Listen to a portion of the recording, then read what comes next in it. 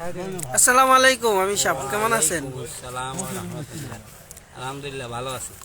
আমি সাপ, আপনি কত বছর যাবত এই তবলিগের সাথে জড়িত আছেন? এই 40 বছর যাবত। 40 বছর।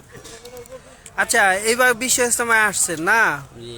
এইবার বিশ্ব ইজতেমা নিয়ে তো অনেক কথা ছিল যে এইবার বিশ্ব ইজতেমা হইব না, সাতপন্থীদের ইজতেমা করতে দেওয়া হইব না, অনেক অপপ্রচার হয়েছে, তারিখও পিছানো হয়েছে, যোগও করতে দেয় নাই। এত প্রতিকূল পরিবেশের মধ্যে, এত অপপ্রচারের মধ্যেও আপনারা কিভাবে আসলেন? এখন কথা হইলো জমিনের মধ্যে তো এইসব মেহনতের কোনো ফায়সালা জমিনের মধ্যে নেই, সব আসমানের মধ্যে। এখন বর্তমান জমিনের মধ্যে যেগুলো ফয়সালা হয় এটা কোনোটা হইতেও পারে, না হইতে পারে।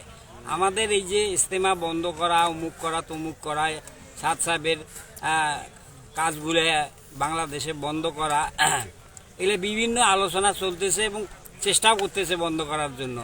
তো আলহামদুলিল্লাহ পারে নেই। যদি আসমানে এসব কাজের ফয়সালা করার জন্য যদি ফয়সালা হয়ে যায় আসমানে, তো জমি তো হবেই। তো আমাদের এই ইজতেমা আমরা তো আলহামদুলিল্লাহ, বিশেষ করে আমার মন তো বলছে, যখন আমরা শুনছি যে ইজতেমা হবে না, কিন্তু আমার মন কোনো সময় বলে নাই যে ইজতেমা হবে না।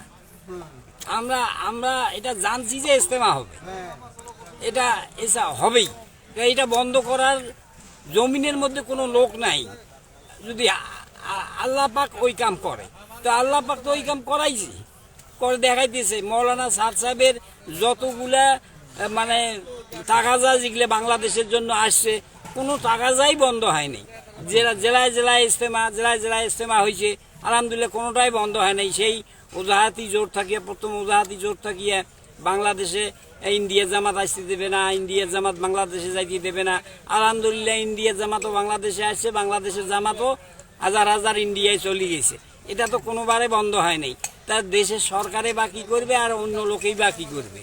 কেউ বন্ধ করার চেষ্টা করলেও বন্ধ হবে না, যতক্ষণ আল্লাহর তরফ থাকিয়ে ফয়সালা যেটা হবে সেটা হবেই। আচ্ছা, আমি সাহেব, যদি কোনো সময় আমাদের এই ইজতেমার মাঠে ইজতেমা করতে না দেয়, মাওলানা সাদ সাহেবকে যারা আমি নিজামুদ্দিনকে যারা অনুসরণ করে, তাদেরকে যদি কোনো সময় এই ইজতেমার মাঠে ইজতেমা করতে না দেয়, তখন আপনারা কি অন্য কোথাও ইজতেমা করবেন?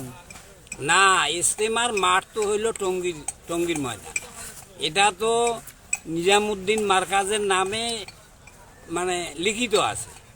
বিগত সরকার, আগেকার সরকার বাংলা এই নিজামুদ্দিন মার্কাজের নামে টঙ্গীর ইজতেমা এবং কাকরাইল মসজিদ, এই দুইটা তো লিখি দিয়ে গেছে। এটা তো আমাদেরই জায়গা, আর আমরা এখানে তো অবশ্যই ইজতেমা করব। ভবিষ্যতে এখান থেকে অন্য কোথাও আমাদের ইজতেমা করার নিয়ত নাই, এবং আমাদের ওটা মনের মধ্যে ধারণাও নাই।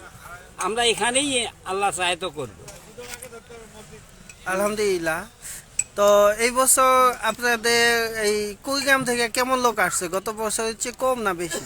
গত বছরের চেয়ে সামান্য একটু কম আসছে।